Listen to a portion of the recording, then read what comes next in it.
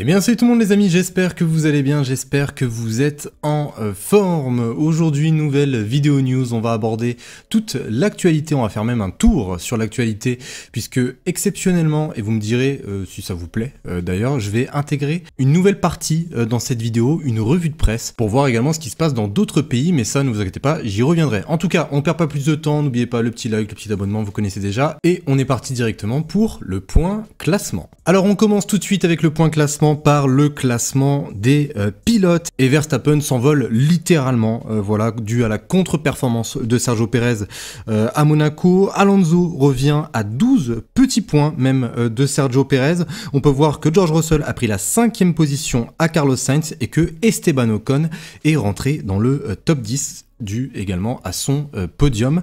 Au niveau maintenant du classement constructeur, Red Bull a plus de 120 points d'avance sur Aston Martin. Mercedes reviennent d'ailleurs à un seul petit point d'Aston Martin. La bataille pour cette P2 risque d'être assez rude pendant toute la saison.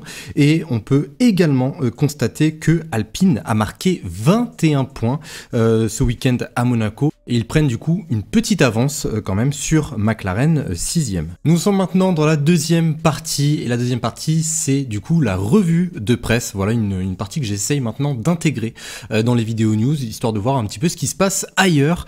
Alors déjà par rapport à l'équipe, voilà la une du journal L'équipe. Mis à part Mbappé, on peut voir en haut à gauche Ocon, un sourire sous la pluie. Le journal L'équipe qui rend hommage à la 3e position du pilote français. Maintenant partons vers l'Italie, notamment avec la Gazzetta dello Sport. On peut voir en bas à gauche qu'ils abordent ce Grand Prix de Monaco, notamment en mettant en avant encore une fois Max Verstappen le prince, comme ils le disent, et une petite phrase de Leclerc, ça c'est très mal passé. Et on continue avec un autre journal italien, le Corriere dello Sport, qui encense la victoire de Max Verstappen avec une petite phrase qui m'a fait beaucoup rire: soleil ou pluie, c'est toujours Verstappen qui gagne.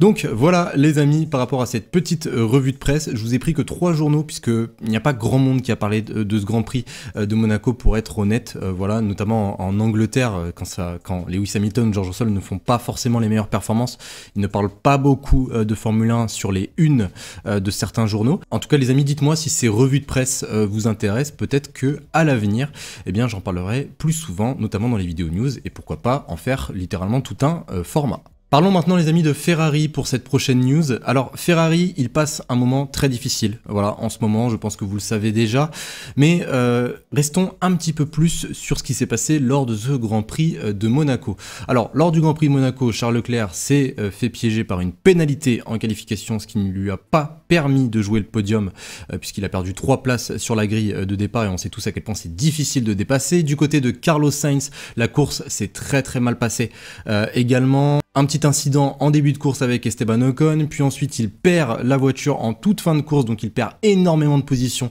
Il se retrouve 8e à 2 positions derrière son coéquipier. Donc oui, le week-end de Ferrari fait très mal. Donc le pilote espagnol a voulu revenir sur sa performance et surtout son Grand Prix, puisqu'il a passé énormément de temps dans la boîte de vitesse d'Esteban Ocon. Et d'ailleurs Carlos Sainz reproche à Ferrari de l'avoir fait arrêter trop tôt. Donc Carlos Sainz a lui-même signalé: j'ai bien économisé mes pneus, et en plus Ocon a fait un arrêt au stand très lent et j'étais en train d'aller très vite dans le tour d'entrée, et nous avons décidé de tenter l'overcut compte tenu du rythme que j'affichais. Nous aurions peut-être pu être un petit peu plus patient, mais c'est comme ça. Le premier arrêt au stand était discutable, je vais le revoir parce que j'étais évidemment très rapide dans le tour de rentrée et j'avais l'impression que j'avais encore beaucoup de temps à gagner dans l'air propre. J'avais fait toute cette gestion et le fait de devoir soudainement m'arrêter au stand m'a énormément frustré, mais je n'aurais pas dû le montrer à la radio. Le premier arrêt au stand était une frustration, le deuxième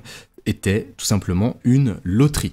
Donc voici les amis les propos de Carlos Sainz, qui voulait revenir quand même exactement sur cette course de la part de Ferrari. Maintenant qu'on a parlé de Ferrari, parlons de Mercedes. Et pour Mercedes, bon, Là, on a eu quelques petites informations et pas de n'importe qui, puisque là, on va parler de ce que Lewis Hamilton a pu nous dire et on lui a posé énormément de questions au septuple champion du monde. On lui a posé des questions sur sa voiture, on lui a posé des questions sur son week-end, sur sa manière d'envisager cette nouvelle W14B, entre guillemets. Alors déjà, par rapport aux questions qu'on lui a posées, tout simplement vis-à-vis de ce Grand Prix de Monaco, il a répondu brièvement que c'était très difficile, qu'ils ont eu beaucoup de chance dû au double arrêt de Ferrari pour chausser les intermédiaires, qu'au final ils ont récupéré de très bonnes positions, mais c'était quand même très difficile. Voilà, la piste était trempée à certains moments, il fallait super bien gérer la voiture.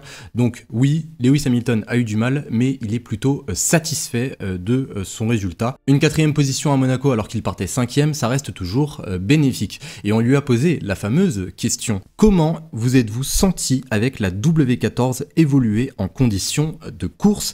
Lewis Hamilton a répondu: j'ai l'impression que la voiture a progressé.